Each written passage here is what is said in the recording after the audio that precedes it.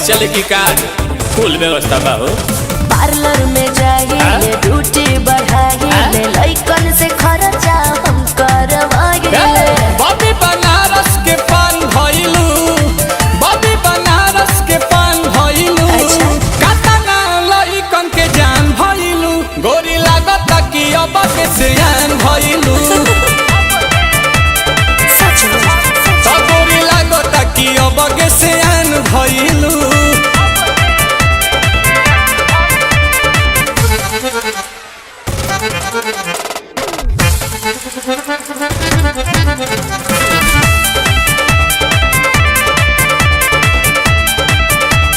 कुछ भी बोलते हैं। दिलवा के कहले बारू चोरी हमार तू तो गोरी, टुकुर टुकुर ताकि तोहार ओरी बुझाई।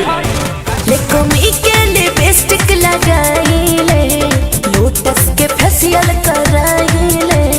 एही से अजोरिया के चांद भइलू, एही से अजोरिया के चांद भइलू, कातना लइकन के जान भइलू, गोरी लागत कि अब के सियान भइलू।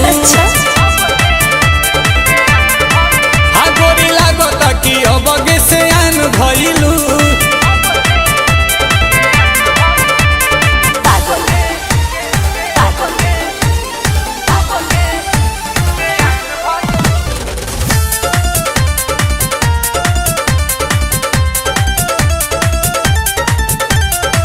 पहले बारांड बाडू गुची करेलू बात ऊंची, बवाल बाटी मांड तहार बूची।